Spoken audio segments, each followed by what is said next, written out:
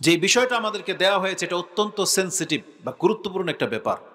যেমনটা এই যে মাদ্রাসার 3 বছরের 3 ক্লাসের একটা মেয়ে যে বিষয়টা তুলে ধরেছিল, ও নগণ্য, ছোট মেয়ে, দুর্বল মানুষ, কিন্তু বিষয়টা এমন বলেছে এটার উপরে আর কোনো বিষয়ই হইতে পারে না, এটার উপরে আর কোনো সাবজেক্ট নাই। কারণ এই বিষয় নিয়ে আল্লাহ যতজন নবী রাসূল পাঠিয়েছেন বিষয় এটাই কি, শুধু আপনি তাওহীদের প্রচার করেন, আল্লাহর একত্ব ঘোষণা করেন, আল্লাহর দিকে মানুষকে ডাকেন, শিরিক থেকে মানুষকে বাঁচান। এটাই ছিল নবী রাসূলদের দাওয়াত। আল্লাহ সুবহানাহু ওয়া তাআলা বলেন প্রত্যেকটা জাতিতে আল্লাহ সুবহানাহু ওয়া তাআলা এই বলে এই মর্মে রাসূল পাঠিয়েছেন যে আনিয়াবুদুল্লাহ ওয়াজতানিবুত তাগুত, তোমরা আল্লাহর ইবাদত করো এবং তাগুত থেকে বাঁচো, সীমালঙ্ঘন থেকে বাঁচো। আল্লাহ ছাড়া যতগুলো ব্যক্তির সম্পর্ক নিয়ে বাড়াবাড়ি করা হয় আল্লাহ বলেছেন এদেরকে ছাড়ো, এদের থেকে বাঁচো। আল্লাহর গোলামি করতে বলা হয়েছে, কিন্তু আমরা ঘুরে ফিরে ওই তাগুতের পূজায় লিপ্ত থাকি। আল্লাহ সুবহানাহু ওয়া তাআলার আইনের বিপক্ষে যত নিয়ম কানুন বাংলার জমিনে আছে আমরা ওগুলোকে ফলো করি, কিন্তু আল্লাহ সুবহানাহু ওয়া তাআলার বিধান আপনি মানতেই চান না। আপনার কাছে সেটা বর্বরতা মনে হয়, আপনার কাছে সেটা কঠিন মনে হয়। কেন জানেন? এটার রিজন আছে, এটা একটা কারণ আছে। আমি যদি আল্লাহ সুবহানাহু ওয়া তাআলার বিধানকে প্রতিষ্ঠিত করি, তাহলে আল্লাহর বিধান হলো যেই ব্যক্তি চুরি করবে তার হাত কেটে দেওয়া হবে, যেই ব্যক্তি বিবাহিতর পরে জেনা করবে তাকে হত্যা করে দেওয়া হবে, যেই ব্যক্তি একে অপরকে খুন করবে বদলায় তাকেও খুন করা হবে, হত্যা করা হবে। কেউ যদি কাউকে আঘাত করে একটা চোখ নষ্ট করে দেয়, ইসলামের বিচার হলো ওকে ধরে এনে ওরও চোখ নষ্ট করে দিতে হবে। এটা ইসলামের বিধান। এখন এটা কেন বাংলার জমিনে বাস্তবায়ন হয় না? কারণ আমি তো বিচারক, এখন আমি তো নিজেই হচ্ছে অপরাধী, আমি নিজেই চোর। এখন আমি যদি বলি এটা কার্যকর করা হোক, তাহলে কিছুদিন পরে তো আমার চুরি ধরা পড়ে যাবে, তো প্রথম তো হাত আমার যাবে, তাই না? এই জন্য আমাদের নেতারা কোনোদিন এই বিধান বাস্তবায়ন করবে না, কোনোদিন করবে না, বুঝেন? আজকে অধিকাংশ পার্সন জেনায় লিপ্ত, একেবারে অল্প বয়স থেকে বৃদ্ধ বয়স পর্যন্ত জেনায় লিপ্ত। এখন যদি ওই বিধান কায়েম করা হয় যে ধরতে পারলে তাকে হত্যা করে দেওয়া হবে, তাহলে মরবো তো আমরাই, ওই নেতারাই মরবে যারা নায়িকা গায়িকাদের সাথে ক্লাবে নাচে এবং তাদের ওই পার্সোনাল রুমে নিয়ে যায়। তাদেরটাই কদিন পরে ফাঁস হয়ে যায় আর তারাই ধরা পড়বে, তাদেরই কল্লা যাবে। এই জন্য এই বিধান বাস্তবায়ন করা যাবে না। অথচ আমরা সবাই কিন্তু মুসলিম। এখানে আমরা যারা আছি, হিন্দুকে হাত তোলেন তো দেখি, একজনও নাই, আলহামদুলিল্লাহ। তাহলে আমরা সবাই মুসলিম, কিন্তু আপনার সমাজে কি ইসলাম দিয়ে বিচার হয়? বিচার হয় না।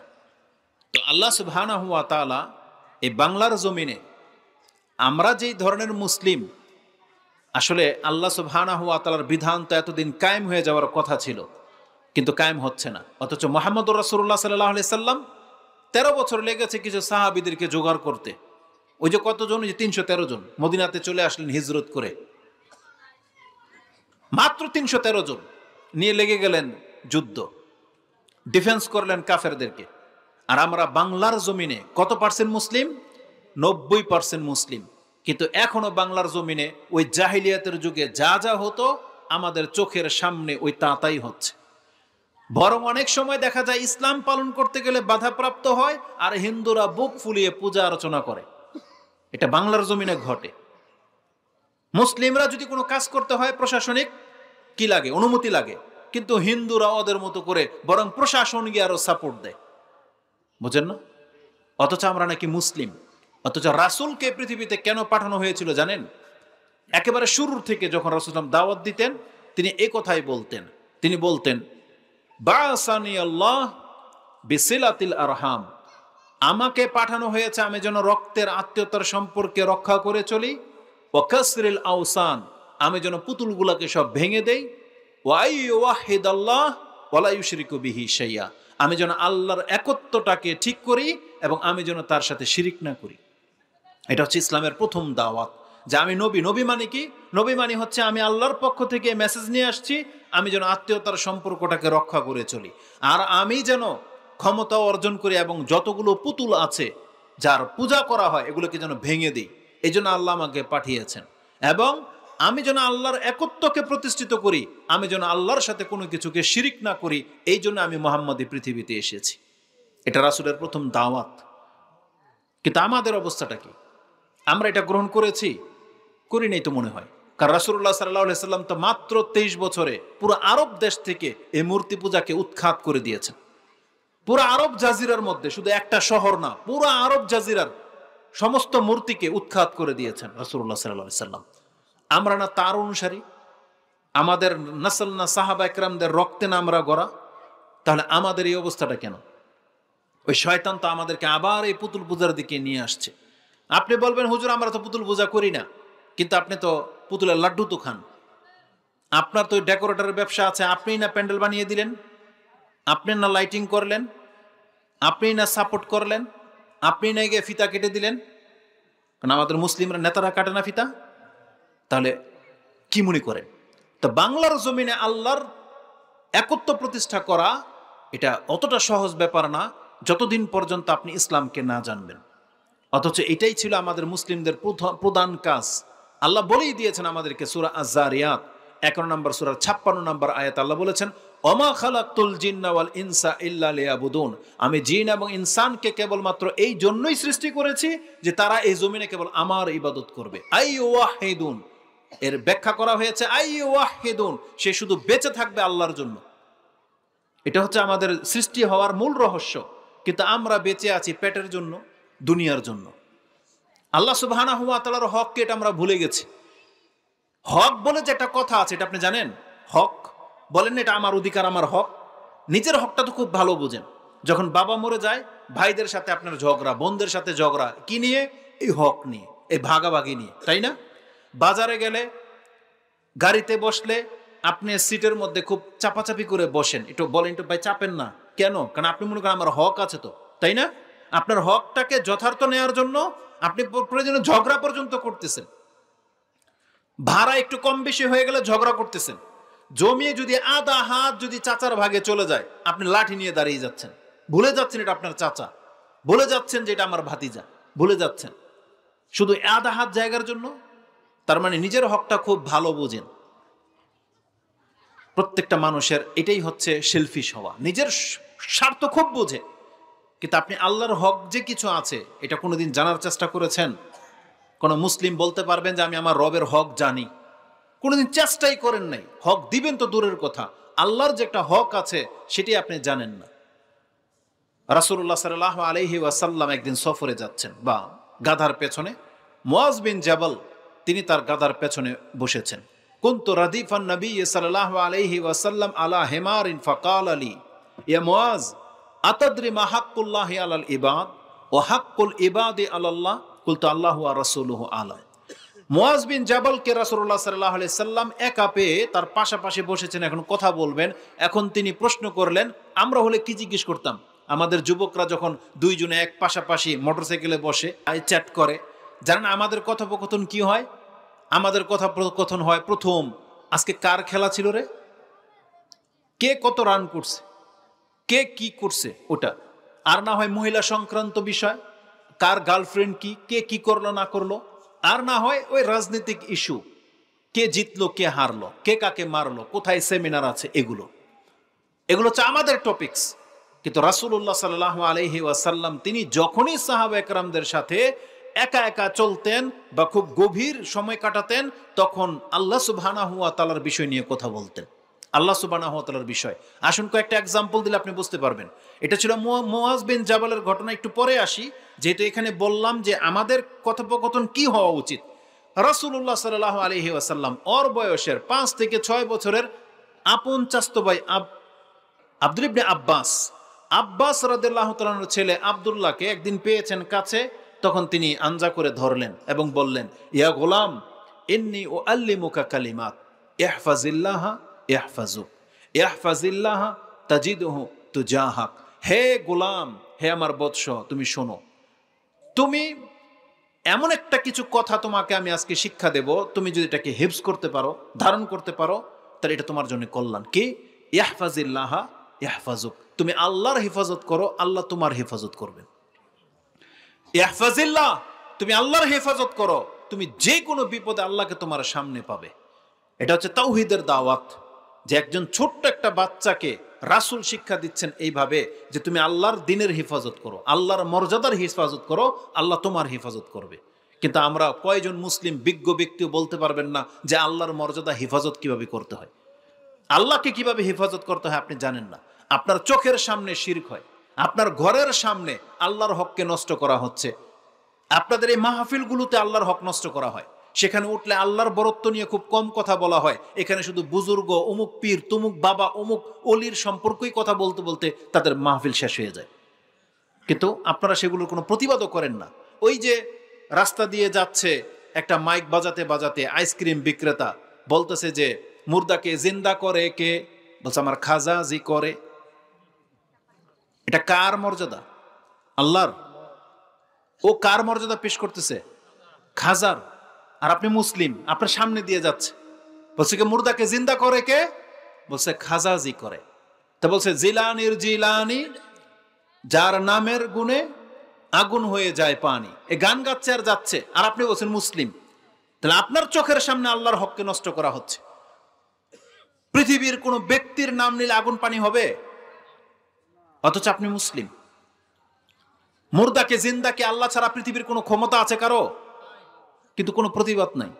আপনার পাশের ঘরে মাজার ভক্ত ওই পতাকা টাঙিয়ে দিয়েছে, তার ঘরের উরুসের মধ্যে এই গানগুলো বাজে, কিন্তু এলাকার প্রত্যেকটা মানুষ নিজেকে মুসলমান দাবি করে, কোনো প্রতিবাদ নাই। খালি আমাদের মাহফিলের সময় তোমাদের অ্যালার্জি যে আমরা তোমাদেরকে আল্লাহ এবং কোরআনের দিকে ডাকি, আর প্রকাশ্যে শিরক হয়। প্রকাশ্যে তারা শিরক করে, প্রকাশ্যে শিরকি বাক্য। তারা বলতেছে যে আল্লাহর দন নবীকে দিয়া আল্লাহ হয়ে গেলেন গায়েব হইয়া, নবীর দন খাজাকে দিয়া নবী রইলেন রওজায় শুইয়া। এই জন্য খাজার কাছে কেউ চাইলে কেউ নাকি খালি হাতে ফিরে না, এখন নাকি খাজায় নাকি সব দেয়।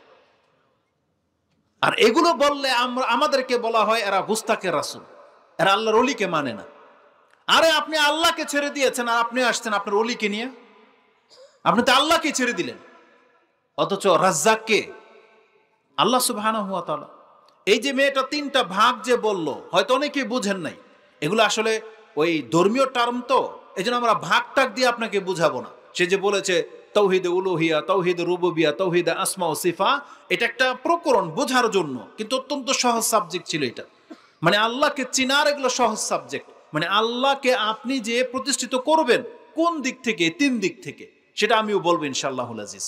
তা আমি বলতে চাচ্ছি, যখন কারোর সাথে কথোপকথন হবে, কি সাবজেক্ট নিয়ে কথোপকথন হওয়া উচিত, মুসলিমদের টপিকস কি হওয়া উচিত, এই খেলতামশা, এই ঘোড়ার ডিম।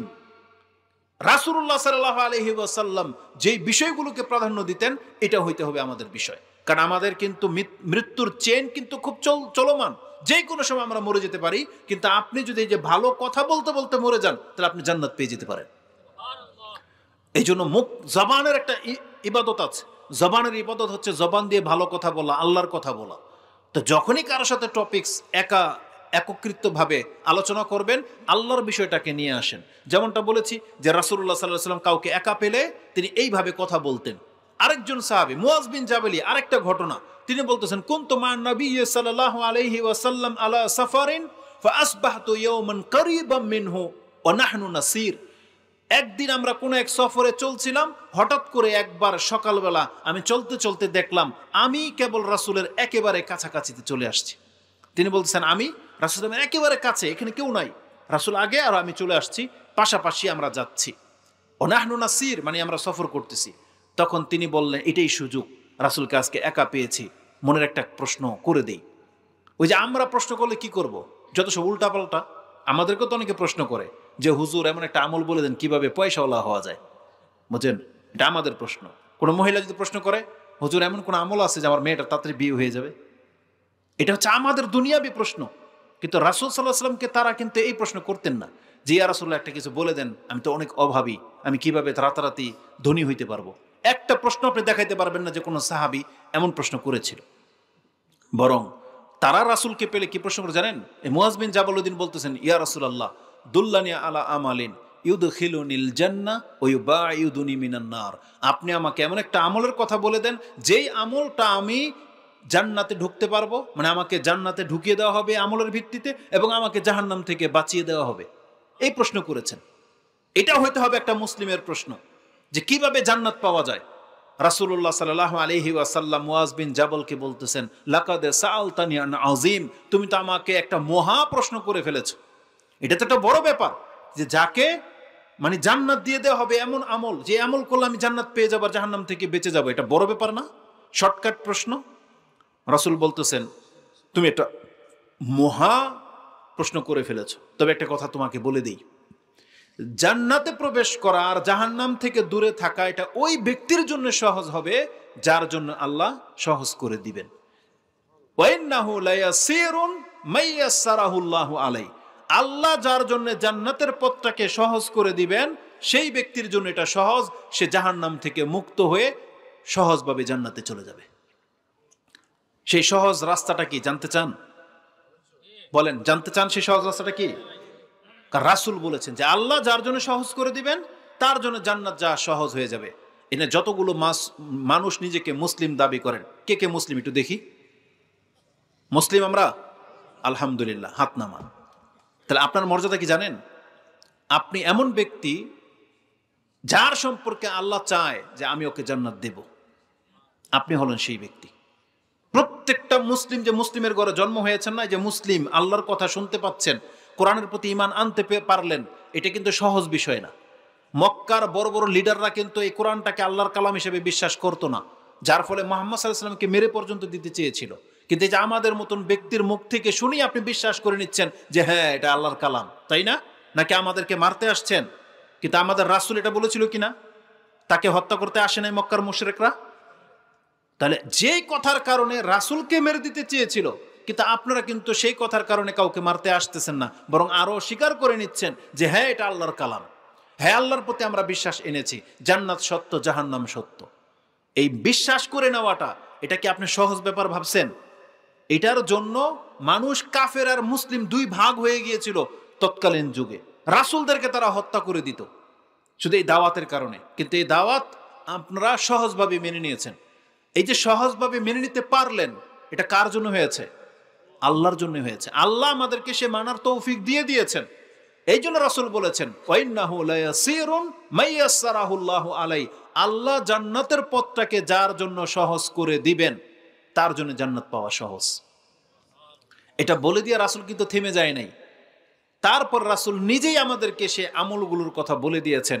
সেই সহজ আমলগুলো তুমি জানতে চাও, তখন রাসূল বলে দিয়েছেন, তা'বুদুল্লাহ ওয়ালা তুশরিকু বিহি শাইয়ান। এটা প্রথম কন্ডিশন, যে তুমি আল্লাহর ইবাদত করবে, এই জমিনে আল্লাহর সাথে তুমি শিরিক করবে না, এটা তুমি মেনে নাও। তারপরে কি করবা? অতুকিমুস সালাহ, তুমি নামাজ পড়ো, অতুতি যাকাত, তুমি যাকাত দিবে, অতাহুজ্জুল বাইত, তুমি হজ করবে, অতাসুমু রমাদান, তুমি রমজান মাসের সিয়াম পালন করবে। এই যে পাঁচটা কথা, এটা কি ইসলামের রুকন না? পাঁচটা পিলার আরকানুল ইসলাম। এই ইবাদতগুলোকে আমরা অধিকাংশ মুসলিমরা মনে করি কি এটা সস্তা, হালকা জিনিস। কিন্তু আপনি একবারও এগুলো নিয়ে ভাবেন নাই। একটা ইমারত, একটা বিল্ডিং এর মূল কি? Pillar, basement. আল্লাহ সুবহানাহু ওয়া তাআলা এত ইবাদত থাকতে এই পাঁচটাকে কেন ইসলামের পিলার বললেন? কেন? কারণ আল্লাহ সুবহানাহু ওয়া তাআলা চাচ্ছেন আমরা যেন সহজেই জান্নাত পেয়ে যাই। কারণ এই ইবাদতগুলো করা সহজ না কঠিন? সহজ। যার টাকা আছে তার হজ করা সহজ, যার টাকা আছে তার যাকাত দেয়া সহজ, আর যার টাকা নাই, যাকাতও নাই, হজও নাই। তো ইসলাম সহজ কিনা? যেমন এখন রমজান মাস না, আমাদের উপরে কি সিয়াম ফরজ? না, রমজান মাস আসলে সিয়াম। টাকা নাই, যাকাত নাই, টাকা নাই, হজ নাই, তো বাকি থাকলো কি? শুধু 5 ওয়াক্ত নামাজ। তাহলে ইসলাম কতটা সহজ করে দেওয়া হয়েছে যে আজকে যদি আমরা 5 ওয়াক্ত নামাজ পড়ে নিতাম, তাহলে আমরা কি জান্নাতি নাকি না? জান্নাতি। কত সহজ ইসলাম। কিন্তু শর্ত কি? আল্লাহর ইবাদত করতে হবে, আল্লাহর সাথে শিরিক করা যাবে না। এইটা যে ব্যক্তি করে দেখাতে পারবে, আজকে তার মর্যাদা আমি দেখাবো, যে যেই ব্যক্তি শিরিক থেকে নিজেকে বাঁচিয়ে নিতে পারলো তার মর্যাদাটা আল্লাহ কি রেখেছেন, বা তার হিসাবটা কত সহজ হবে, আমি ওই দিকে আপনাকে নিয়ে যাব। তো আমি বলতে চাচ্ছিলাম, যখন মুসলিমরা একে অপরের সাথে সাক্ষাৎ করবে, তারা কি বিষয় নিয়ে কথা বলবে? সব থেকে গুরুত্বপূর্ণ বিষয়গুলো নিয়েই কথা বলা উচিত। তো মুহাম্মদুর রাসূলুল্লাহ সাল্লাল্লাহু আলাইহি ওয়াসাল্লাম তিনি একদিন মুআজ বিন জাবালকে কাছে পেয়েছেন এবং তিনি বললেন, আতাদরি মা হাক্কুল্লাহি আলাল ইবাদ, তুমি কি জানো আল্লাহর হক কি তার বান্দার উপরে?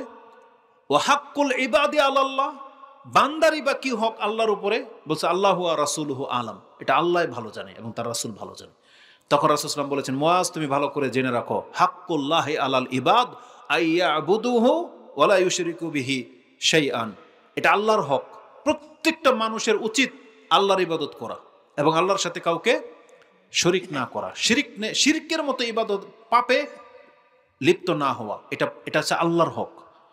এটা কত ব্যাপক এটা আমি একটু পরে বলতেছি। এখন কোনো ব্যক্তি ধরেন এমন যারা আছেন যে আপনি জীবনে কোনোদিন আল্লাহর সাথে শিরিক করেন নাই, তাহলে আপনার মর্যাদাটা কি এটা আপনাকে জানতে হবে। রাসূল বলেছেন, ও হাক্কুল ইবাদি আলাল্লাহ আল্লা ইউআযযিবা মান লা ইউশরিকু বিহি শাইআন, আল্লাহ এটা আমাদের সাথে ওয়াদা করেছেন, যেই ব্যক্তি বিনা শিরকে মরতে পারবে, তাওহীদের উপরে মরতে পারবে, তার যত পাপ আছে এটা আল্লাহ দেখে নেবে। আল্লাহ বলেছেন আমি ওকে শাস্তিবিহীন নাজাত দিয়ে দিব। এটা হচ্ছে শিরকের অনেক বড় একটা অপরাধ যেটা আপনাকে জাহান্নামী করে দিচ্ছে। আর এটা হচ্ছে তাওহীদের সবচেয়ে বড় ফায়দা, যে আপনার পাপ থাকা সত্ত্বেও আপনি জান্নাত পেয়ে যাচ্ছেন। যেই পাপগুলোর শাস্তির কথা আছে, ওটা শাস্তি পেয়েও হলেও আপনি জান্নাতে যাবেন। কিসের কারণে? ওই শুধু শিরিক না করার কারণে। আবার এমনও দলিল আছে আল্লাহ যাকে চায় শাস্তি ছাড়াই মাফ করে দিতে পারেন, কিন্তু যেটা কন্ডিশন লাগবে সেটা কি? শিরিক থেকে বাঁচতে হবে। তো শিরিক থেকে বাঁচতে হবে এটা পোলাপানও জানে। আমি যদি দলিল নাও দিই আজকে, এটা আপনারা সবাই জানেন। কি মনে করেন জীবনে শুনছেন না শিরিক সবচেয়ে বড় পাপ? এটা প্রত্যেকটা মুসলিমকে স্মরণ রাখতে হবে যে শিরিক সবচেয়ে বড় পাপ। কিন্তু কিছু মানুষ আছে তারা মনে করে কি যে মুসলিমরা তো শিরিক করে না। এটা আপনার ধারণা যে মুসলিমরা শিরিক করে না, আমি এই জন্য শিরিক কি এটা বলে দিয়ে তারপর আপনার তাওহীদের মর্যাদায় যাবো। যখন শিরিক কি এটাই যদি না বোঝেন, তা আজকের বক্তব্যের কোনো মানি হয় না। কারণ শিরিক থেকে বাস্তব এটা সবাই জানেন, কিন্তু শিরিক কি এটাও কি পসিবল কিনা যে আমরা কেউ না কেউ কোনো না কোনোভাবে শিরকে লিপ্ত, এটা পসিবল কিনা? পসিবল, এটা সম্ভাবনা আছে। কারণ যাদের জ্ঞান কম, যারা পড়ালেখা করে না, তাদের দ্বারা ভুল হওয়াটা কি স্বাভাবিক। যেই ব্যক্তি কোনো কাজের প্র্যাকটিস করে না, তাহলে ওই কাজে যদি সে হাত দেয় তার ভুল হওয়াটা স্বাভাবিক। আপনি একজন যে ব্যক্তি ড্রাইভিং জানেন না বা জানতেন, অনেক বছর পর আজকে প্রথম ড্রাইভিংয়ে আপনি বসেন, আপনার দ্বারা প্রথম চান্সে ভুল হবেই হবে। যত বড় পাকনা ড্রাইভারই আপনি হন না কেন, ভুল হবেই হবে আপনার। তো এটা হচ্ছে নিয়ম, যে যেই বিষয় থেকে দূরে, তখন ওই কাজে ফিরে আসলে তার ভুল হওয়াটাই স্বাভাবিক। এই জন্য যেহেতু আজকে আমাদের সমাজের মুসলিমরা কোরআন সুন্নাহ চর্চা করেন না, শিরিক তাওহীদের শিরিক বিদাতের আলোচনা তেমন একটা শুনেন না, অতএব আপনাদের মধ্যেও শিরিক থাকতে পারে। আর এর চাইতেও বড় দলিল হলো কোরআন। কোরআনে আল্লাহ সুবহানাহু ওয়া তাআলা, আমাদের কথা সত্য হতেও পারে, মিথ্যা হতে পারে, তাই না? কিন্তু যদি আল্লাহ আপনাকে সতর্ক করে থাকে, আল্লাহ যদি আপনাকে বলে থাকে যে তুমি মুসলিম হওয়ার পরেও মুশরিক সম্ভাবনা আছে, তখন তা আপনার মধ্যে আরো বেশি ভয় থাকার কথা। ভয় থাকার কথা না? আসুন কোরআন থেকে আপনাকে দেখাই। কোরআনে আল্লাহ সুবহানাহু ওয়া তাআলা সূরা ইউসুফ 12 নম্বর সূরার 106 নম্বর আয়াত আল্লাহ বলেছেন, ওমা ইউমিনু আকসারুহুম বিল্লাহ ইল্লা ওয়া হুম মুশরিকুন। পৃথিবীর অধিকাংশ মানুষ হয়তো এটা দাবি করবে যে আমি আল্লাহর প্রতি ঈমান এনেছি, অথচ আল্লাহ বলছেন ওহুম মুশরিকুন, অতএব তাদের অধিকাংশরাই হচ্ছে শিরিক করা ব্যক্তি, আল্লাহর সাথে শিরিক করে। আপনাকে ভয় করার আরেকটা কারণ হলো কি জানেন? কোনো কাফের কিন্তু শিরিক করে না, কোনো মুনাফিক শিরিক করে না। শিরিক মুসলিমের দ্বারাই হয়, এটা জেনে নেন। কাফের মানে কাফের। কিন্তু মুসলিমদের ঘর থেকে 3টা বড় বড় পাপী জন্মায় মুসলিমদের ঘর থেকে। এক হলো মুশরিক, এক হলো মুনাফিক, এক হলো নাস্তিক। মুসলমানদের ঘর থেকে জন্মায়, কাফেরদের ঘর থেকে নাস্তিক জন্মায় না। কাফেরদের ঘর থেকে মুশরিক জন্মায় না, কেন? ও তো আল্লাহকে অস্বীকারই করেছে, ও তো মানেই না যে আল্লাহ আছে, পরকাল বলে কিছু আছে, ও কাফের। কিন্তু আল্লাহর সাথে শিরিক করে কারা? মুসলিম, যারা আল্লাহকে আল্লাহ আছেন এটা মানে, কিন্তু মনে করে যে আল্লাহ সুবহানাহু ওয়া তাআলা যেমন ক্ষমতা রাখে সন্তান দেওয়ার, আমার অমুক পীর অমুক বাবাও সন্তান দেওয়ার ক্ষমতা রাখে। এই যে বিশ্বাস, এটা হচ্ছে শিরকি বিশ্বাস। বৃষ্টি তো আল্লাহই দেয়, কিন্তু দুর্গাপূজার সময় বৃষ্টি হয়, এই যে বিশ্বাস, এটা হচ্ছে শিরকি বিশ্বাস। আল্লাহই গায়েব জানেন, কিন্তু না, আল্লাহর ওলিরও গায়েব জানে। এই যে বিশ্বাস, এটা হচ্ছে শিরকি বিশ্বাস। এটা কোনো কাফের বিশ্বাস করে না, এটা মুসলিমদের অন্তরের মধ্যে বিশ্বাস জন্মে। এজন্য শিরিক হয় মুসলিমদের দ্বারা, শিরিক কোনো কাফের মুনাফেকদের দ্বারা হয় না। মুনাফেকও তো আল্লাহতে বিশ্বাসই করে না, ও ভান ধরেছে মুসলমান হওয়ার, কিন্তু মূলত শিরিক হয় মুসলিমের দ্বারা। এজন্য আপনাকে সতর্ক সাবধান হতে হবে, যেহেতু কোরআনে আল্লাহ বলেছেন আর রাসূল নিজে সাহাবীদেরকে বলেছেন এই কথা, এই জুতা নিব সাবা আল মৌবিকাত, তোমরা 7টা ধ্বংসাত্মক পাপ থেকে বেঁচে থাকো। তার প্রথমে হচ্ছে ইশরাকু বিল্লাহ, শিরিক থেকে বেঁচে থাকো। রাসূল সাহাবীদেরকে কথা কেন বললেন? রাসূল তো জানবেনি যে মুসলিম হয়ে গেছে, এরা আবার শিরক করবে নাকি? বা সাহাবীরা পাল্টা প্রশ্ন করতেন, ইয়া রাসূলুল্লাহ আমরা তো মুসলিম, আমরা আবার শিরক করব কিভাবে? কিন্তু রাসূল বোঝাতে চেয়েছেন শিরক যে কোনো ভাবে মুসলিমদের কর্মের মধ্যে, মুসলিমদের চিন্তার মধ্যে, মুসলিমদের জবানে ঢুকতে পারে। এজন্য আমাদেরকে সতর্ক সাবধান করা হয়েছে। নাহলে আপনার কি মনে হয় যে ইব্রাহিম আলাইহিস সালাম মূর্তিকে ভাঙার কারণে তাকে আগুনের মধ্যে ফেলে দেওয়া হয়েছে, সেই ইব্রাহিম এই দোয়া কেন করবে যে রব্বি অজুনুবনি অবানিয়া নাবুদাল আসনাম, অজুনুবনি অবানিয়া নাবুদাল আসনাম? তিনি বলেছেন আল্লাহ তুমি আমাকে এবং আমার সন্তানদেরকে পুতুল পূজা থেকে বাঁচিয়ে রাখো। কেন তিনি এই দোয়া করলেন? অথচ নিজেই কিন্তু পুতুল ভেঙেছেন। তার মানে তারা ভয় পেতেন কোনো না কোনো ভাবে তার বিবেক নষ্ট হয়ে যেতে পারে, কোনো না কোনো ভাবে শয়তান তাকে দিয়ে পুতুল পূজা করিয়ে নিতে পারে। আবার এমনকি জেনে নেন, অনেকে জানেনই না যে এই কাজটা কি শিরকের অন্তর্ভুক্ত। যেমন অনেকে হাতের মধ্যে তাগা, বালা, সুতা, লাল, কালা কত কি বেঁধে রাখেন, আপনি এটাকে শিরিক মনে করেন না। কিন্তু রাসূল কি বলেছেন জানেন? আদি বিন হাতেম, হাতেম তাইয়ের ছেলে আদি, তিনি যখন ইসলাম গ্রহণ করতে আসছিলেন তার গলার মধ্যে একটা ক্রুশ ছিল স্বর্ণের, সালিব যেটাকে বলে ক্রুশ, ওই যে প্লাস চিহ্ন আছে না, এই ক্রুশ ছিল। ওটা কিন্তু কোনো মূর্তি টুর্তি ছিল না, জাস্ট প্লাস ক্রুশ ছিল। যখন রাসূল সাল্লাল্লাহু আলাইহি ওয়াসাল্লামের কাছে আসছে ইসলাম গ্রহণ করতে, বলতেছে আদি তোমার গলায় এটা কি? বলছে উতরুকু হাযাল আওসান, তুমি তোমার গলা থেকে পুতুল সরাও। এটাকে রাসূলুল্লাহ আওসান বলেছেন, সানামের বহু বলেছেন আওসান। তাহলে এই যে একটা ধর্মীয় প্রতীক, এটাকে রাসূল সাল্লাল্লাহু আলাইহি ওয়াসাল্লাম পুতুল বলেছেন। কিন্তু আমাদের সমাজেও দেখা যাবে যে অনেকে আছেন যে এই রকমের কোনো কিছু নিয়ে ঘোরেন, যেমন করি পরে, করি লাগায় না, করি গাছ বাইদা রাখে, তাবিজ ঝুলায়, কত কি করে, যেগুলো ইসলাম সাপোর্ট করে না। আপনাকে তা থেকে বাঁচতে হবে। বিভিন্ন সাবজেক্ট আছে শিরক থেকে বাঁচার, তো তার মধ্যে রাসূলুল্লাহ সাল্লাল্লাহু আলাইহি ওয়াসাল্লাম আমাদেরকে সতর্ক সাবধান করেছেন যে ইজতানিবু ইশরাকু বিল্লাহ, তোমরা আল্লাহর সাথে শিরিক করা থেকে বাঁচো। তাহলে এই কোরআনের আয়াত এবং হাদিস থেকে এটা প্রমাণ হয় যে মুসলিমদের মধ্যেও শিরিক হতে পারে। এজন্য আমাদেরকে সতর্ক সাবধান থাকতে হবে। কথাটাকে আপনি হালকাভাবে নিয়েন না। কেন নেবেন না জানেন?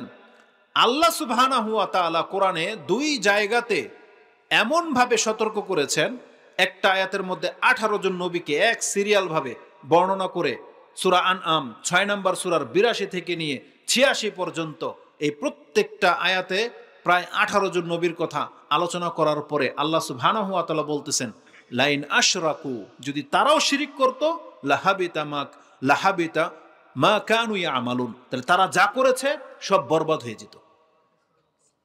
নবীদের সম্পর্কে বলা হয়েছে, এমনকি আমাদের নবী মুহাম্মদুর রাসূলুল্লাহ সাল্লাল্লাহু আলাইহি ওয়াসাল্লামকে আল্লাহ এই আদেশই করেছেন, সতর্ক করে দিয়েছিলেন, যেটা আপনি সূরা জুমার 39 নম্বর সূরার 65 নম্বর আয়াতে পেয়ে যাবেন। তাতে আল্লাহ বলেছেন ওয়ালাকাদ উহিয়া ইলাইকা ওয়া ইলাল্লাযিনা মিন ক্বাবলিক লাইন আশরাকতা লা ইয়াহবাতান্না আমালুকা।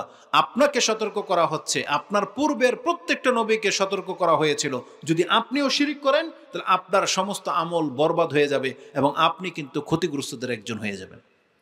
তার মানে যেখানে আল্লাহর রাসূলকে পর্যন্ত আল্লাহ সতর্ক করেছেন, কেন?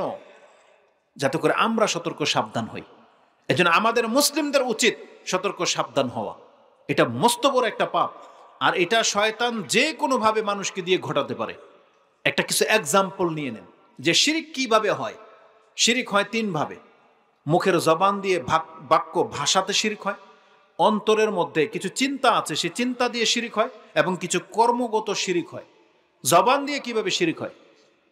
জবানের শিরিক হলো, আমি বেশ কিছু মানুষকে এটা বলতে শুনেছি, তারা অটো রিকশার মধ্যে গাড়িতে বসার সময় বেশ কিছু মুরব্বীদেরকে দেখেছি বসেই বলে আল্লাহ রাসূল। এই শব্দটা শুনছেন? যদি শুনে থাকেন আপনি লক্ষ্য করবেন সে কি বলছে। একজন ব্যক্তি গাড়িতে উঠলো বা ঘর থেকে বেরোলো বা আপনার কাছে ভিক্ষা চাইতে আসলো, আপনার বাড়িতে এসে যদি বলে আল্লাহ রাসূল, সে কি বলল? উদ্দেশ্য কি তার? আমরা যখন কোনো কাজ শুরু করব, কার নাম নিয়ে শুরু করার কথা? আল্লাহ। মানে কি বলি আমরা? বিসমিল্লাহ, তাই না? তাহলে ও যে গাড়িতে বসলো, ও কি বলতে হইতো? বিসমিল্লাহ। বিসমিল্লাহ মানে কার নাম? আল্লাহর নাম। কয়জন? একজন। কিন্তু এ তো উঠে বলল আল্লাহর রাসূল। এ কয়জনকে ডেকেছে? দুইজনকে ডেকেছে। অথচ এ কি বুঝে? এই মুরব্বীকে তাকে শিক্ষা দেওয়া হয়েছে যে এখানে রাসূলকে ডাকা যায় না। আমাদের সমাজের যারা ওই মাজার কবর পূজারী, তারা এটাকে মোহাব্বতের ডাক বলে। এটা হচ্ছে মোহাব্বত। অথচ এই মোহাব্বত তো আল্লাহ সুবহানাহু ওয়া তাআলা আমাদেরকে শিখায় নাই। এইভাবে মোহাব্বত করতে এটা না সাহাবীরা করেছেন, আর না রাসূল আমাদেরকে শিক্ষা দিয়েছেন। বরং এখানে আল্লাহর সাথে সম্পর্ক করে দেওয়া হয়েছে রাসূল সাল্লাল্লাহু আলাইহি সাল্লামকে। অথচ তাকে তো জপতে বলা হয়নি, বরং ডাকতে বলা হয়েছে আল্লাহকে। বরং আল্লাহ নিষেধই করে দিয়েছেন আল্লাহর সাথে কোনো একজনকেও জোড়া দেওয়া যাবে না, কোনো একজনকেও না। এটা কি কোরআনে নাই? সূরা জিন ৭২ নম্বর সূরার ১৮ নম্বর আয়াতে আল্লাহ বলে দিয়েছেন, ওয়ান্নাল মাসাজিদা লিল্লাহি ফালা তাদউ মা আল্লাহি আহাদা। দেখো এই পৃথিবীর পুরো জায়গাটা হচ্ছে আল্লাহর জন্য, এই সাজদার জায়গা আল্লাহর জন্য। এটা ট্রান্সলেট এমন হবে যে পুরো পৃথিবীতে যেখানেই সাজদা করা হোক না কেন, এটা হচ্ছে আল্লাহর জন্য। আবার ট্রান্সলেট এটাও পাবেন, সাজদা করা হয় কি দিয়ে? কপাল দিয়ে করা হয় না? অতএব এই জায়গাটা কার? আল্লাহর। এটা যদি নামাতে হয় একমাত্র আল্লাহর জন্য নামবে, অন্য কারো জন্য নামবে না, কারণ এটা হচ্ছে আল্লাহর। তারপর আল্লাহ বলেছেন ওয়ালা তাদউ মা আল্লাহি আহাদা, আল্লাহর সাথে কোনো একজনকেও ডাকবে না। এই যে আহাদ শব্দটা যে আছে, আপনি সূরা ইখলাস এটা পেয়েছেন না? সূরা ইখলাসে কি আছে? কুল হুয়াল্লাহু আহাদ, মানে আল্লাহ দুইজন, এরকম। তাহলে আহাদ মানে যদি এক হয়, তাহলে আল্লাহ বলেছেন আমাকে ডাকার সময় আমার সাথে আর কোনো একজনকেও ডাকবা না। তাহলে আপনি তো আল্লাহ রাসূল বলে রাসূলকে জড়িয়ে দিলেন। কোরআনের কোথাও কি আল্লাহ কথা বলেছেন যে আমার সাথে আমার রাসূলকেও ডাকো? দেখাইতে পারবেন আপনি? দেখাইতে পারবেন না। তাহলে শয়তান মহাব্বতের সুর নিয়ে এইভাবে মানুষের মধ্যে শিরকের অনুপ্রবেশ ঘটায়। বরং আমি আপনাকে দেখাবো এই ধরনের কথাকে রাসূলের কানে শুনতে পেলে রাসূল সাথে সাথে প্রতিবাদ করেছেন, নিষেধ করেছেন। একজন সাহাবী, মুসনাদে আহমদে সেই হাদিস আসছে, একজন সাহাবী বলতেছে মাশাআল্লাহু ওয়া শাইতা ইয়া রাসূলুল্লাহ, আল্লাহ যা চায় আপনি যা চান তাই হবে। বলছে সুবহানাল্লাহ, আজালতানি লিল্লাহি নিদ্দান, তুমি আমাকে আল্লাহর সাথে অংশীদার বানিয়ে দিলা। বাল কুলু মাশাআল্লাহু ওয়াহদা, বরং তুমি বলো আল্লাহ একা যা চায় তাই হয়। এটা না ইসলাম? তার মানে রাসূল বলতেছেন আমি চাই মানে আল্লাহ একা যা চান তাই হবে। আর তার বাস্তব প্রমাণ হলো রাসূলুল্লাহ সাল্লাল্লাহু আলাইহি ওয়াসাল্লাম, তিনি কি চেয়েছিলেন না তার চাচা ইসলাম গ্রহণ করে নেক? চান নাই তিনি? কত আপ্রাণ চেষ্টা করেছেন না? কেঁদেছেন। আল্লাহ কি বলেছেন? ইন্নাকা লা তাহদি মান আহবাবতা ওয়ালাকিন্নাল্লাহা ইয়াহদি মান ইয়াশা। আপনি যাকে ভালোবাসেন তাকে হেদায়েত করার ক্ষমতা আপনার মধ্যে নাই। তার মানে মুহাম্মদ সাল্লাল্লাহু আলাইহি ওয়াসাল্লাম আপনি চাইলে এটা হবে না, কারণ আল্লাহর ফয়সালা যে আপনার চাচা ইসলাম গ্রহণ করতে পারবে না। এই জন্য রাসূল বলেছেন যে আমি চাই মানে আল্লাহ একা যা চান তাই হয় পৃথিবীতে, অন্য কোনো ব্যক্তির চাওয়া পাওয়াতে পৃথিবীর কিছুই আসে যায় না। অতএব তাহলে আপনি বিচারটা এইভাবে করেন, যদি আমাদের রাসূলের চাওয়াটা এখানে আল্লাহর সাথে না মানায়, তাহলে আল্লাহ চাচ্ছেন আপনার সন্তান এখন হবে না পরে হবে, তাহলে আপনি এটা কিভাবে ডিসাইড করে নিলেন যে আল্লাহর ওলি বললে বাচ্চা হবে? এটা কিভাবে হতে পারে? যেখানে রাসূল এখানে অংশ পাচ্ছে না, তাহলে আপনি সেই ক্ষমতাটা একজন সালা পাগলাকে দিয়ে দিলেন, একজন বাবা আপনার পীরকে দিয়ে দিলেন। কিসের ভিত্তিতে? আল্লাহ সুবহানাহু ওয়া তাআলা এই দলিল প্রমাণ নাজিল করে নাই, এটা আপনার মনের বানানো নাটক, এটা আপনার সাজানো ব্যাপার শুধুমাত্র, যেটা আপনি মুসলিমদেরকে ধোঁকা দিচ্ছেন। ইসলাম কোনোদিন এটা সাপোর্ট করে না। রাসূলুল্লাহ সাল্লাল্লাহু আলাইহি ওয়াসাল্লামের সামনে সম্মানিত যে কোনো ধরনের ত্রুটিপূর্ণ কোনো কথা আসলে রাসূল সাথে সাথে সেটাকে রোধ করে দিতেন। আরেকটা হাদিস নিয়ে নেন, আনাস রাদিয়াল্লাহু তাআলা সম্ভবত বর্ণনা করেছেন, যেটা ইমাম মুসলিম তার জুমার ৮ নম্বর অধ্যায়ে এনেছেন। হাদিস 1895 সম্ভবত রয়েছে জুমার অধ্যায়ে। একজন সাহাবী রাসূলুল্লাহ সাল্লাল্লাহু আলাইহি ওয়াসাল্লামের সামনে খুতবা দিচ্ছেন, খাতাবা ইনদান নবী সাল্লাল্লাহু আলাইহি ওয়াসাল্লাম। খুতবার মধ্যে তিনি বলতে গিয়ে যে দুরূদ পড়ে না, বা যেই খুতবার যে আরবি বাক্যগুলো পড়ে সেটা বলতেছে। তিনি বাক্যটা বলেছিলেন এইভাবে যে ইয়া আইয়ুহান নাস, হে মানুষ তোমরা শোনো, মাইয়ুতিল্লাহ ওয়া রাসূলাহু ফাকাদ রাশাদ ওয়া মাইয়াসিহিমা ফাকাদ গাওয়া। যারা মাদ্রাসায় পড়েন তারা খুব ভালো করে বুঝবেন যে বাক্যের মধ্যে কি আছে।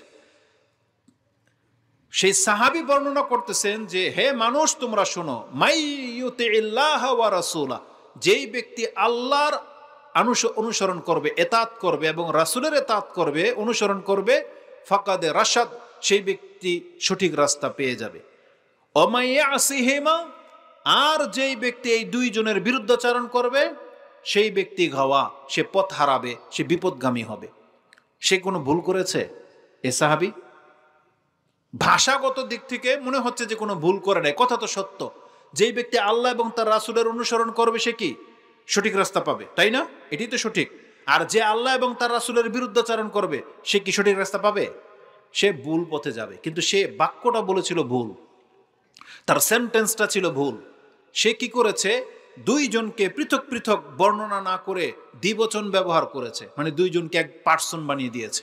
সে বলেছিল অমাইয়াসিহিমা, যারা এই দুইজনের বিরুদ্ধাচরণ করবে, ফাকাদে গাওয়া, তাহলে সেই ব্যক্তি ধ্বংস হবে। রাসূল সাল্লাল্লাহু আলাইহি সাল্লাম শুনে এমন রেগে গেলেন, তখন বললেন বেসাল খতিব আনতা, তুমি একটা মন্দ বক্তা, বলছো তুমি একটা নোংরা বক্তা, তুমি করলা কি? ভাষাটা কি বললা? বালকুলু, তুমি এইভাবে বলতে হইতো অমাইয়াসিল্লাহ ওয়া রাসূলা, যেমন তুমি প্রথম বলেছিলা অমাইয়ুতিল্লাহ ওয়া রাসূল, যে ব্যক্তি আল্লাহ এবং তার রাসূলের অনুসরণ করলো। তাহলে পরের বাক্যটা তোমাকে এইভাবে বলতে হইতো যে যেই ব্যক্তি আল্লাহ এবং তার রাসূলের বিরুদ্ধাচরণ করবে, এইভাবে বলতে হইতো। আর তুমি দুই বচন লাগাই দিলা যে দুইজনের বিরুদ্ধাচরণ করবে। তারা আল্লাহর মুহাম্মদ কি দুইজন নাকি? একজন হচ্ছেন স্রষ্টা, একজন হচ্ছেন সৃষ্টি। স্রষ্টা আর সৃষ্টি কোনদিন দ্বিবচন হয় না। সৃষ্টির মধ্যে দ্বিবচন হয়, এক বচন, বহু বচন, দ্বিবচন এটা হয় সৃষ্টির মধ্যে। আল্লাহর সৃষ্টির মধ্যে দ্বিবচন হয় না। কিন্তু এই সাহাবী এতটা ভুল করে ফেলেছিল, সে দ্বিবচন ব্যবহার করে দিয়েছে। রাসূল বলেছেন বেসাল খতিব আনতা, তুমি একটা মন্দ নিকৃষ্ট বক্তা। তার মানে রাসূল কাউকে ছাড় দেয় নাই। যেখানে আল্লাহর সাথে নাফরমানি জনিত, শিরক জনিত কোনো বাক্যকে উচ্চারণ করেছে, রাসূল সেখানে তাকে থামিয়ে দিয়েছে। যেটার প্রমাণ এই হাদিসগুলোতে আছে। রাসূল নিজের জন্য এটা পছন্দ করে নাই যে আমাকে নিয়ে মানুষ বাড়াবাড়ি করবে। একজন বলতেছে ইয়া সাইয়্যিদানা ইবনু সাইয়্যিদিনা, ইয়া খায়রানা ইবনু খায়রিনা, এভাবে বলতে বলতে অনেকগুলো বাক্য বলেছে। রাসূল বলছেন ইয়া আইয়ুহান নাস কুলু লিকাউলিকুম, তোমরা তোমাদের কথা বলতে থাকো, শয়তান যেন তোমাদেরকে বিভ্রান্ত করতে না পারে। তোমরা ভালো করে জেনে রাখো, ইন্নী আনা আব্দুল্লাহ ওয়া রাসূলুহু, আমি আল্লাহর বান্দা এবং তার রাসূল। ফাকুলু আব্দুল্লাহি ওয়া রাসূল, এটা আমার জন্য যথেষ্ট। রাসূল বলতেছেন আমাকে যদি কেউ বলে এটা আল্লাহর বান্দা এবং আল্লাহর রাসূল, এটা সম্মানের জন্য আমার জন্য যথেষ্ট, রাসূল বলতেছেন। কিন্তু কি বলেছিলেন? ওয়ালা তাতরুনি কামা আতরাতিন নাসারা ইবনু মারইয়াম, তোমরা আমাকে নিয়ে বাড়াবাড়ি করবে না যেমনটা খ্রিস্টানদেরকে বাড়াবাড়ি করার কারণে ধ্বংস করা হয়েছে। খ্রিস্টানরা ঈসা আলাইহিস সালামকে মর্যাদা দিতে দিতে দিতে আল্লাহই বানিয়ে ফেলছে, একবারে আল্লাহই বানিয়ে ফেলছে। এক জাতি তো আল্লাহর পুত্র বলেছিল, আর এক জাতি এসে স্বয়ং ঈসা আলাইহিস সালামকে আল্লাহ হিসেবে গ্রহণ করে নিয়েছে। আজকে আমাদের সমাজেও মুহাম্মদ সাল্লাল্লাহু আলাইহি ওয়াসাল্লামকে সম্মান দিতে দিতে কিছু কিছু জায়গায় এমন পর্যায়ে পৌঁছে দিয়েছে যে পারলে তাকে আল্লাহ হিসেবে গ্রহণ করে ফেলবে। আর কিছু মাজার পূজারের ভক্তদের গানের মধ্যে এই কথাটা আছে। পাকিস্তানে এইসব বেশি শুনতে পাওয়া যায়, আফগানিস্তান ওইসব জায়গাগুলোতে। যে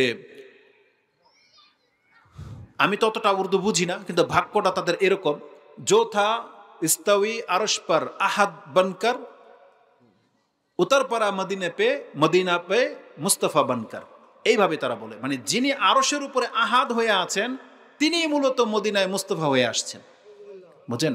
এটা ওদের কাব্য, ওদের কবিতা, ওদের গল্পর মধ্যে এইসব কথাবার্তা আছে। কিন্তু এগুলো কি মানুষ লুফে নেয়, বুঝছেন? বলছে আহাদ আর আহমদের মধ্যে কি পার্থক্য? শুধু একটা মিম, মানে আহাদ হচ্ছেন আল্লাহ আর আহমদ হচ্ছেন মুহাম্মদ সাল্লাল্লাহু আলাইহি সাল্লাম, শুধু মিমের পার্থক্য, মিমটা সরাই দিলেই ও তো ওহি হে। এটা উর্দুর এইভাবে বলে, কিন্তু বাংলাদেশের মানুষ হয়তো এইভাবে শোনে নাই, যার ফলে তার কাছে এটা আশ্চর্যজনক লাগবে। কারণ বাংলাদেশে যদি এইভাবে কেউ বলে তো ঠিকই বলবে এটা একটা মানে মুশরিক, ডাইরেক্ট বলে দিবে, তাই না? এই জন্য বাংলাদেশে শয়তান খুব চালাকির সাথে কাজ করে। আপনি একটা জিনিস লক্ষ্য করে দেখেছেন, তারা বলে যে আল্লাহর ওলিরা জিন্দা করতে পারে। আল্লাহর ওলিরা কি করতে পারে? জিন্দা করতে পারে। এখানে একটা মজার কথা আপনাকে বলে দিই। কোরআনে আল্লাহ সুবহানাহু ওয়া তাআলা বলতেছেন, জিন্দা তো মুর্দাকে জিন্দা তো করতে পারে একমাত্র আল্লাহ। কি করতে পারে? একমাত্র আল্লাহ। এটা মাথায় রাখেন। মানে এই মুর্দাটাকে এখন যদি জিন্দা কেউ করতে পারে, আল্লাহ বলেছেন এটা আল্লাহর কাজ। কার কাজ? আল্লাহর কাজ। এখন আপনি দাবি করতেছেন এটা আল্লাহর ওলি জিন্দা করে দেখাইছে। তার মানে আপনি কি বুঝাতে চাইলেন জানেন? শব্দটা বলেছেন আল্লাহর ওলি, কিন্তু আপনি বুঝাইতে চাইলেন এটাই আল্লাহর, এটাই আল্লাহ, এটাই আল্লাহ আপনি বুঝাইতে চাইলেন। যেমন সূরা আনআম 6 নম্বর সূরার 90 নম্বর বা 95 নম্বরে একটা আয়াত আছে। আল্লাহ সুবহানাহু ওয়া তাআলা বলেছেন ফালিকুল হাব্বি ওয়ান নাওয়া। আল্লাহ হচ্ছেন বীচিকে বিদীর্ণ করে অঙ্কুরিত করেন। ফালিকুল হাব্বি ওয়ান নাওয়া, ইউখরিজুল মাইয়িতা মিনাল হাইয়্যি ওয়া ইউখরিজুল মাইয়িতা মিনাল হাইয়্যি যালিকুমুল্লাহ। এটাই তো আল্লাহ। মানে যিনি মুর্দা থেকে জিন্দা বের করেন, জিন্দা থেকে মুর্দা করে দেন, এটা কে? যালিকুমুল্লাহ। এটাই তো আল্লাহ। এটা আল্লাহ বলেছেন কোরআনে, যেটা সূরা আনআমে পেয়ে যাবেন। এখন আল্লাহ বলতেছেন যেই ব্যক্তি মুর্দাটাকে জিন্দা করে দিতে পারলো, এটা কার কাজ? আল্লাহর কাজ। এখন আপনি বলতেছেন এটা আমার বাবা, আমার পীর করতে পারে। তার মানে তাহলে আপনি এটা বলেন না কেন যে উনি আল্লাহ? কেন বলে না? এ কথা বললে টিকতে পারবে? এই জন্য চালাকি করে কি করেছে জানেন? ডাইরেক্ট আল্লাহ না বলে বলতেছে এটা আল্লাহর ওলি, ওই ওলি যোগ করে দিয়েছে। এখন আপনারা ধোঁকা খেয়ে গেছেন। মানে আপনার মাথা থেকে এটা সরে গেছে যে জিন্দা করার ক্ষমতা তো এটা আল্লাহর, এটা আল্লাহর ওলির কাজ না। কিন্তু এ চালাকি করে তার পীরকে, তার বাবাকে ডাইরেক্ট আল্লাহ বলেই বিশ্বাস করে নিয়েছে, কিন্তু আপনার কাছে বলতে সাহস পাচ্ছে না। এই জন্য আল্লাহর সাথে ওলি শব্দ যোগ করে দিয়েছে, যেটা আল্লাহর ওলির কাজ। কিন্তু আল্লাহ কি বলেছেন কোরআনে? না, এটা আল্লাহর ওলির কাজ না, তো এটা তো আল্লাহরই কাজ। তাহলে আপনার সাহস থাকলে, ক্ষমতা থাকলে বলেন তো দেখে আমার পীর আল্লাহ, বলেন তো। কিন্তু জাতি এটা গ্রহণ করবে না। এই জন্য শয়তান সেখানে কি করেছে? আল্লাহ না বলে বলবে এটা আল্লাহর ওলি। কিন্তু আমরা সাধারণ মানুষরা বুঝতেছি না। এই শয়তানি চালাকিটা আমাদের পিতা আদম আলাইহিস সালামের সাথে করেছিল। কিভাবে জানেন? আল্লাহ বলেছেন লা তাকরাবা হাযিহি শাজারা, তুমি এই গাছের কাছে যেও না। আদম আলাইহিস সালাম এই কথাটা ভুলে গিয়েছিলেন। শয়তান গিয়ে তাকে কি বলেছেন জানেন? যে আমি কি তোমাকে এমন একটা গাছের কথা বলবো, শাজারাতুল খুলদ। ওই খুলদ শব্দটা শাজারার সাথে লাগিয়ে দিয়েছে, মানে একটা চিরস্থায়ী গাছ। আদম আলাইহিস সালাম ভুলে গিয়েছিলেন, ধোঁকা খেয়ে গেলেন। এই শয়তান তাকে ওখানে ধোঁকা দিয়ে দিয়েছিল। ঠিক বাংলার জমিনেও এই মুরিদানদেরকে শয়তান ধোঁকা দিয়ে দিয়েছে, যেটা তো আল্লাহ না, এটা আল্লাহর ওলি।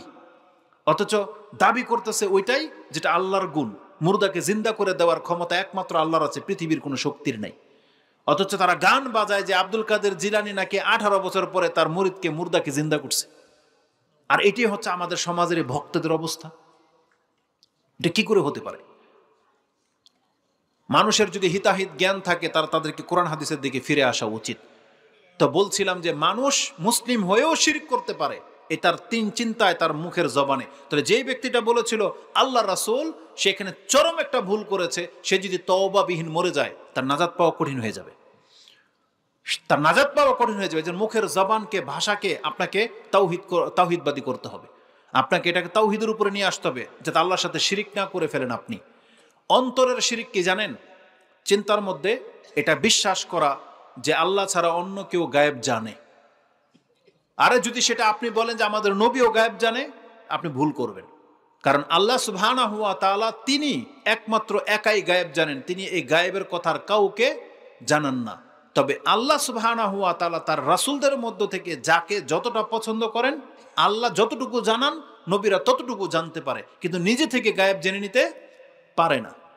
এটার বাস্তব প্রমাণ হলো কিয়ামত কবে হবে, এটা কি আমাদের নবী জানতেন? জানতেন না, কারণ তাকে জানতে দেওয়া হয় নাই। বরং রাসূল নিজেই বলেছেন মাফাতিহুল গায়বি খামসুন, 5টা হচ্ছে গায়েবের চাবি, লা ইয়ালামুহা ইল্লাল্লাহ, সেগুলো আল্লাহ ছাড়া আর কেউ জানে না। তার একটা হচ্ছে মাতা তাকুমুস সাআতু, লা ইয়ালামুহা ইল্লাল্লাহ, কবে যে কিয়ামত হবে এটা আল্লাহ ছাড়া আর কেউ জানে না। তা রাসূল বলেছেন আমি গায়েব জানি না, বরং আল্লাহ সুবহানাহু ওয়া তাআলা কোরআনে ডিক্লেয়ার দিয়ে দিয়েছেন। কোরআনের উপর তার কোনো কথা চলে না, চলে। বরং আল্লাহ সুবহানাহু ওয়া তাআলা সূরা নাহল সূরা নামল ২৭ নম্বর সূরাতে সম্ভবত এই আয়াতটা পেয়ে যাবেন। ৬৫ নম্বর আয়াতে আল্লাহ বলেছেন, কুল লা ইয়ালামু মান ফিস সামাওয়াতি ওয়াল আরদিল গায়বা ইল্লাল্লাহ ওয়া মা ইয়াশউরুনা আইয়ানা ইউবাসুন। আল্লাহ বলে দিয়েছেন, হে নবী আপনি বলে দেন, আকাশ এবং জমিনে এমন একজন কে আছে যে গায়েব জানে আল্লাহ ছাড়া? কেউ জানে না। তাহলে কোরআনের এই আয়াতের প্রতি যদি আপনার বিশ্বাস থাকে, তাহলে আপনার অন্তরকে পবিত্র করে নেন, পরিষ্কার করে নেন যে আল্লাহ ছাড়া কেউ গায়েব জানে না। এটা আপনাকে অন্তর থেকে মানতেই হবে, কিন্তু ধোঁকা খেয়ে যেন না। আমি এক বক্তার বক্তব্য শুনেছি, যারা কবর মাজার পূজারি না তাদের মধ্যে থেকে একজন, তা বলতেছে ও হাবিরা বলে কি আমাদের নবী বিলে গায়েব জানে না? আরে কুত্তাও গায়েব জানে। বুঝেন কথা? এটা কি ভাষা? এটা বক্তব্যের ধরন? বলছে কুকুরও গায়েব জানে। আচ্ছা কিভাবে? তা বলছে কুকুর যে গায়েব জানে দলিল দেখাবো আপনাদেরকে। কয় কিভাবে? বলতেছে দেখেন না, পুলিশ কুত্তা নিয়ে ঘুরে, যারা ডিফেন্সের কাজ করে সিআইডি, ওদের কাছে একটা ট্রেন কুকুর থাকে না? তা বলছে এতগুলো ব্যাগ, কুকুর কারো ব্যাগের মধ্যে মুখ দেয় নাই, আপনারটার মধ্যে মুখ দিল কেন? তখন চেক করে দেখা গেল এখানে অবৈধ গাঞ্জার পোটলা বা কিছু পাওয়া গেল। তো এ বলতেছে যে কুকুরও গায়েব জানে না, তো ব্যাগের ভিতরে তো কুকুর না গায়েব যদি না জানতো বললো কি করে? এটা দলিল? এটা দিয়ে রাসূল সাল্লাল্লাহু আলাইহি ওয়াসাল্লামের গায়েবের প্রমাণিত হয়? এরকম গায়েব তো আমরাও জানি, জানেন না? আমি আপনাকে যুক্তি দিলে আপনার মনে পড়বে যে কিরকম গায়েব জানেন। গায়েব যদি হয় এমন বিষয়, এই যে আমাদের পর্দার পেছনে কি হচ্ছে না হচ্ছে আমরা কি দেখতে পাচ্ছি? আমাদের কাছে এটা গায়েব না? এই রকমের গায়েব আমরাও জানি। কিভাবে জানি? যে শীতের সিজন আসছে না, কারো ঘরে যদি পিঠা বানায়, কিছু গ্রান পিঠা আছে না, বিরিয়ানি যদি বানায়, আপনি যদি তার বাহির দিয়ে যান, আপনি যদি আপনার বন্ধুকে বলেন যে এই বাসায় বিরিয়ানি পাক করছে, ভুল হবে? তো গায়েব তো এটা, আপনি কেমনে জানলেন? আপনার বন্ধু জিজ্ঞাসা কেমনে জানলি?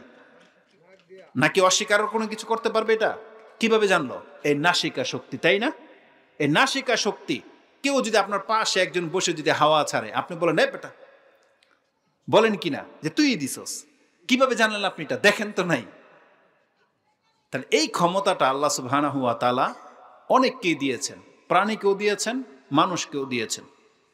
আচ্ছা কুকুরের নাক যদি বেঁধে ছেড়ে দেন, কুকুরের ক্ষমতা আছে ও বের করবে? তাহলে এইটাকে গায়েব জানার দলিল?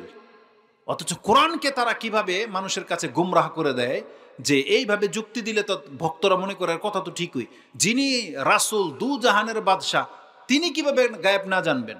রাসূল সাল্লাল্লাহু আলাইহি ওয়াসাল্লাম গায়েব না জানলে যে কবরের ভিতরে যে আযাব হচ্ছিল এটা কিভাবে বলে দিল সাহাবীদেরকে যে দেখো দুই কবরে আযাব হচ্ছে? এটা তাদের যুক্তি। আমরা কি বলবো? এটা আল্লাহ তাকে জানিয়েছেন, সেই জন্য তিনি জানেন। তো এইভাবে অনেকগুলো বিষয় আপনার কাছে তুলে ধরা সম্ভব, কিন্তু আপনাকে শুধু কোরআন হাদিসটাকে মেনে চলতে হবে। আজকে পৃথিবীর মানুষকে এমনভাবে যুক্তি দিয়ে গুমরা করে দেওয়া হচ্ছে, কিন্তু মানুষ মনে করে যে এটাই ঠিক। কারণ আমার হুজুর কি কম বোঝে? না, আপনার হুজুরের কথাতে যদি কোরআন হাদিসের দলিল থাকে আপনি মেনে নেবেন। যদি কোরআন হাদিসের দলিল না থাকে, শুধু যুক্তি দিয়ে বুঝায়, আপনি তারটাকে গ্রহণ করবেন না, যদি স্পষ্ট কোরআনের আয়াত তার খেলাফ থেকে থাকে। যেমন স্পষ্ট আয়াত এটাই, আল্লাহ বলেছেন কুল লা ইয়ালামু মান ফিস সামাওয়াতি ওয়াল আরদিল গায়বা, আকাশ এবং জমিনের কোনো একজন ব্যক্তি নাই যে গায়েব জানে ইল্লাল্লাহ, এক আল্লাহ ছাড়া। এটা হচ্ছে আমাদের দাওয়াত। কর্ম দিয়ে কিভাবে শিরক হয়? রাসূল বলেছেন ওয়াত্তাকুল্লাহ, তোমরা আল্লাহকে ভয় করো এবং তোমরা গোপন শিরক থেকে বাঁচো। শিরকুস সারায়ের, তোমরা শিরকুস সারায়ের মানে খাফি, ওই গুপ্ত শিরক থেকে বাঁচো। তখন বলতেছেন ওমা হুন্না ইয়া রাসূলুল্লাহ, সেটা কি? তখন রাসূলুল্লাহ সাল্লাল্লাহু আলাইহি সাল্লাম বলেছেন যে ওমা হুয়া ইয়া রাসূলুল্লাহ, সেটা কি?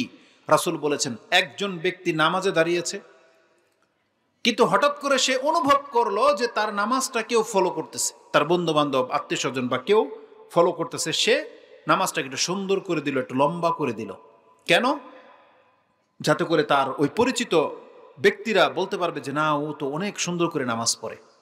দান করার সময় প্রকাশ্যে একেবারে এলান করে দান করলো, যাতে করে মানুষ এটা জানবে যে সে দাতা। যারা আছেন ওই সোমবার দিন সিয়াম রাখেন বা কোনো কারণে সিয়াম রাখেন বা হজ করেছেন, আপনি এটাকে পেশ করতেই হবে। আত্মীয় স্বজনের মাঝে অনুষ্ঠান হচ্ছে বা কিছু, কেউ কিন্তু আপনাকে জিজ্ঞেস করে নাই যে আপনি হজ করেছেন কিনা। আপনি এটা বলতে গিয়ে বলতেছেন আমি ওই যে অমুক বছর হজে গিয়েছিলাম না, তখন দেখছি যে উহুদ পাহাড়টা এরকম। উদ্দেশ্য হলো আপনি যে হজ করেছেন এটা প্রকাশ করা। তো এটাকে বলা হয় রিয়া, লোক দেখানো কাজ। যেমন আমরা কিছু ব্যক্তিদের, নেতাদের সম্পর্কে জানি, যারা হয়তো লাখ টাকা ডোনেট করবে, তার নাম যদি উপরে না থাকে এবং দাতা লেখা না থাকে, দানবীর এগুলো যদি লেখা না থাকে, সেই নাকি মন ক্ষুণ্ণ করে, এরকম প্রোগ্রামই আসে না। অথচ এগুলো কি জন্য হওয়া উচিত ছিল? নাজাতের জন্য, পরকালের জন্য। একজন ব্যক্তি যা কোনো ইবাদত করবে, এটা আল্লাহ সুবহানাহু ওয়া তাআলা বলেছেন তুমি তোমার রবকে সন্তুষ্ট করার জন্য করবে, তাহলে তুমি নাজাত পাবে।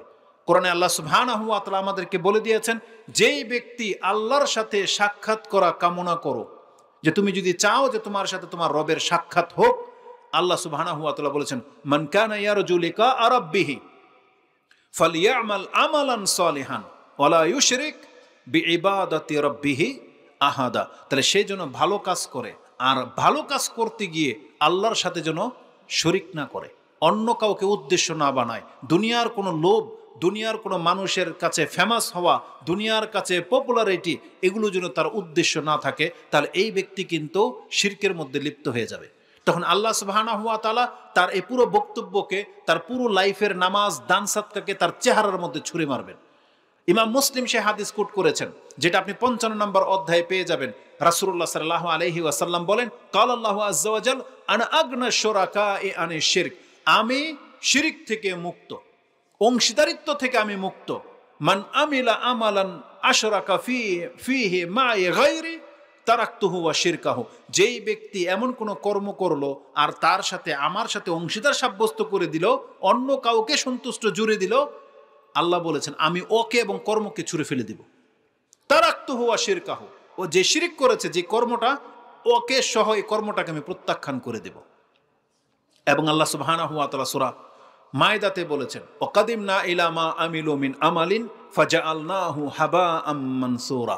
আল্লাহ সুবহানাহু ওয়া তাআলা সূরা মায়দা, অথবা এটা আপনি সূরা ফুরকানের মধ্যে পেয়ে যাবেন, আল্লাহ সুবহানাহু ওয়া তাআলা বলেছেন কোরআনে যে কতক ব্যক্তির ইবাদত এমন হবে, আকাশচুম্বী পাহাড়ের মতো উঁচু হয়ে থাকবে, আমি সেখানে মনোনিবেশ করব এবং আমি সেই কর্মগুলোকে ধূলিসাৎ করে দিব, ছিন্ন ভিন্ন করে দিব। কেন?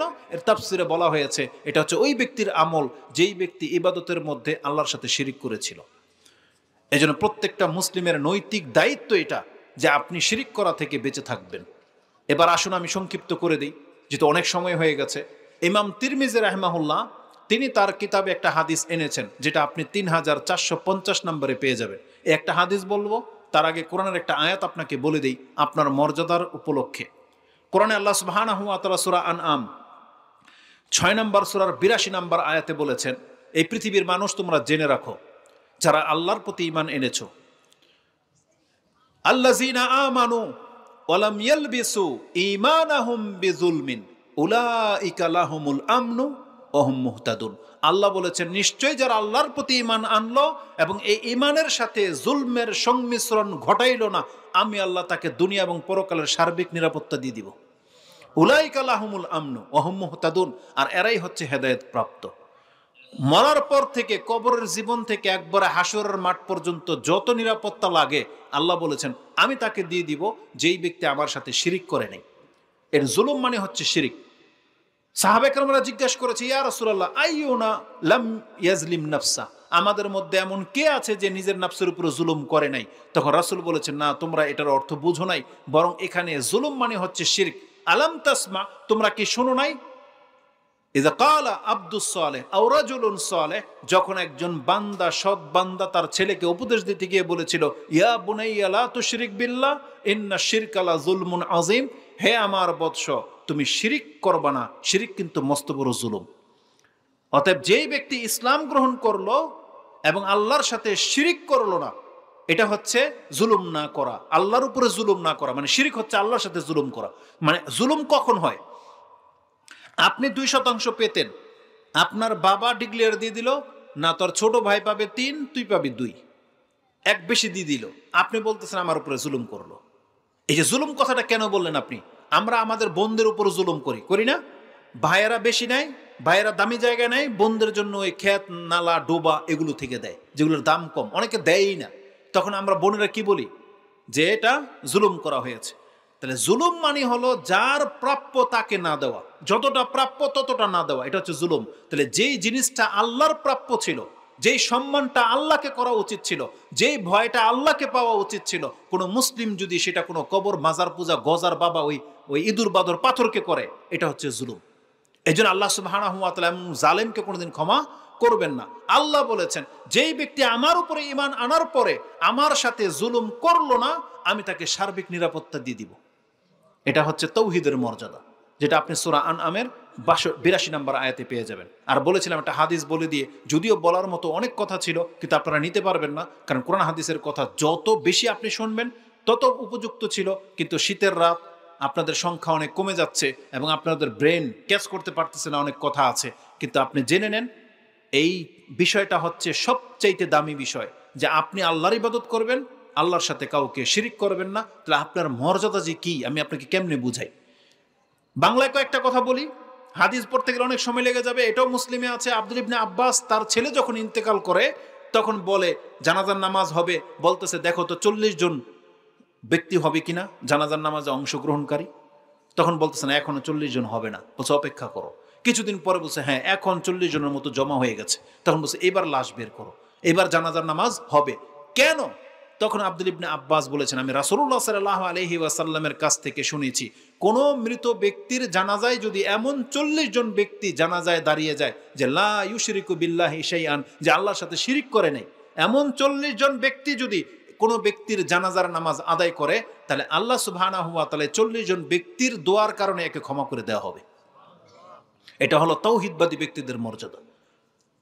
রাসূলুল্লাহ সাল্লাল্লাহু আলাইহি সাল্লাম বলেছেন, কিয়ামতের মাঠে যারা আল্লাহর সাথে শিরিক করে নাই এইভাবে উঠতে পারবে, তাকে আল্লাহ সুবহানাহু ওয়া তাআলা দেখাবেন কে কি কি পাপ করেছে, এবং আল্লাহ বলবেন যে দুনিয়াতে সেগুলোকে আমি ঢেকে রেখেছিলাম, আজকে তোমাকে আমি ক্ষমা করে দিলাম। এটা নাজওয়ার হাদিসের মধ্যে আছে, যেগুলো আমি নাম্বারিং সহ বলতাম। তো সর্বশেষ যে হাদিসটা বলবো, এটা বলে দিয়ে শেষ করে দিব।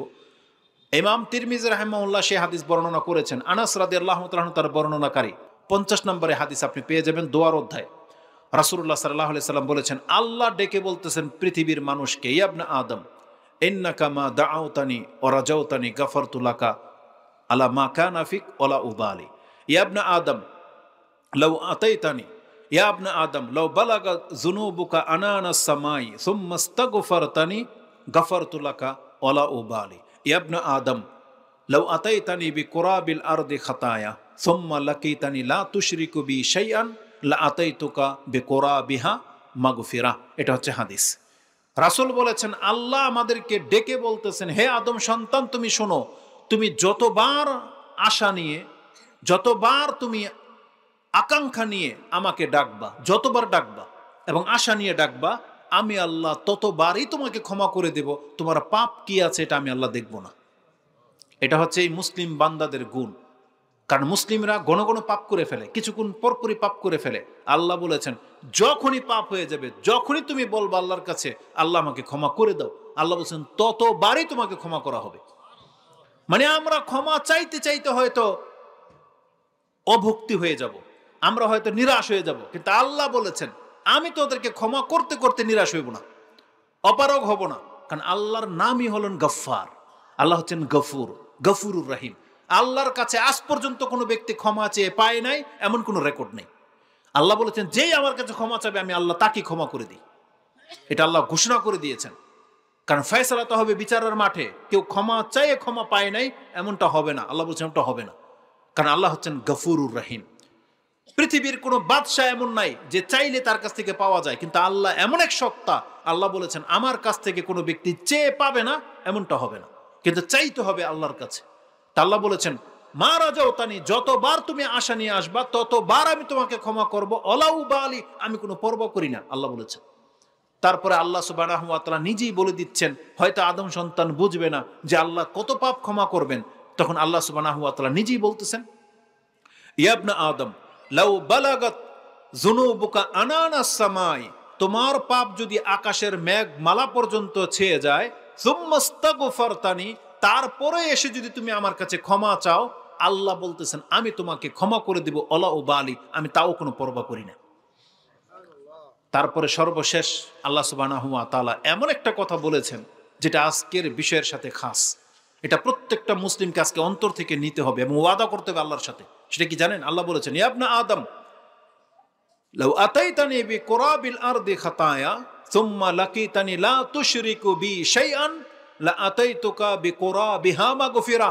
হে আদম সন্তান, তুমি যদি আমার সাথে কিয়ামতের মাঠে এমন অবস্থায় সাক্ষাৎ হয়, আমি যখন দেখতে পাবে তোমার পাপ পুরো পৃথিবী ভরে গেছে, তার মানে এমন অবস্থায় তুমি আমার সাথে সাক্ষাৎ করেছো যে তোমার পাপ তো পৃথিবী ভরা। আল্লাহ সুবহানাহু ওয়া তাআলা বলেছেন, আর সেই পাপের মধ্যে যদি শিরকের পাপ না থাকে, যে তোমার রিজিকের প্রয়োজন ছিল, তুমি আল্লাহ ছাড়া কারোর কাছে চাও নাই, তোমার সন্তানের প্রয়োজন ছিল, তুমি আল্লাহ ছাড়া অন্য কোনোকে সন্তানের মালিক মনে করো নাই, তোমার বরকতের প্রয়োজন ছিল, তুমি আল্লাহর ছাড়া অন্যের কাছে মাথা নত করো নাই। এইভাবে যেই ব্যক্তি আল্লাহর বান্দা থেকে গেছে, যেই ব্যক্তি কারো পা চাটতে যায় নাই, আল্লাহ সুবহানাহু ওয়া তাআলা বলেছেন, আমি যদি দেখতে পাই যে তুমি শিরিক করো নাই, শিরকের পাপ তোমার মধ্যে নাই, আল্লাহ বলেছেন লা আতাইতুকা বিকুরাবিহা মাগফিরা, তাহলে তোমার পাপ ততটা রহমত নিয়ে আমি আল্লাহ তোমাকে ক্ষমা করে দিব। এটা হচ্ছে শিরিক না করার মর্যাদা। অতএব কোনো অবস্থাতে একজন মুসলিম যেন এটা মনে না করে যে আল্লাহ যদি আমাকে সন্তান না দেয়, তাহলে কোনো বাবা আমাকে সন্তান দিতে পারবে, এটা কিয়ামত পর্যন্ত কেউ প্রমাণ করতে পারবে না। আপনার ব্যবসায় যদি বরকত না হয়, আপনার বাবার নাম জপলে করে আপনার ব্যবসায় বরকত হবে না, জেনে নেন। এটা শয়তানি টার্ম, যেটা অনেকে মনে করে থাকে, কিন্তু আল্লাহ সুবহানাহু ওয়া তাআলা হচ্ছেন সবকিছুর ক্ষমতার ঊর্ধ্বে। আল্লাহ সুবহানাহু ওয়া তাআলা একাই নিয়ন্ত্রণ করেন, আল্লাহ নিজেই হচ্ছেন রাজ্জাক। কোনো ব্যক্তি যদি কোনো ব্যক্তিকে সন্তান দিতে পারতো, তাহলে আল্লাহ কোরআনে এই কথা বলতেন না। সূরা লোকমান 31 নম্বর সূরার 11 নম্বর আয়াত আপনি দেখে নেন। আল্লাহ বলেছেন, তোমার বিবেক থাকলে তুমি চোখ দিয়ে তাকাও তো দেখি, এ যা কিছু দেখতে পাচ্ছ এগুলো কার সৃষ্টি? আল্লাহ বলছেন হাযা খালকুল্লাহ, এগুলো সব আল্লাহর সৃষ্টি। আরুনি মাযা খালাকাল্লাযিনা মিন দুনি, আমাকে দেখাও দেখি কোনো একটা সৃষ্টি আমি আল্লাহ ছাড়া কে কি সৃষ্টি করেছে, দেখান দেখি। তার মানে আল্লাহ তো বলে দিয়েছেন সবকিছু আল্লাহর সৃষ্টি। আল্লাহু খালিকু কুল্লি শাইইন ওয়া হুয়া আলা কুল্লি শাইইন ওয়াকিল, যেটা সূরা জুমার 39 নম্বর সূরার 62 নম্বর আয়াতে পেয়ে যাবেন। আল্লাহ বলছেন আমি এগুলো সবগুলো সৃষ্টি করেছি এবং আমি হচ্ছেন রাজ্জাক, যেটা সূরা ফাতিরের 35 নম্বর সূরার 3 নম্বর আয়াতে পেয়ে যাবেন।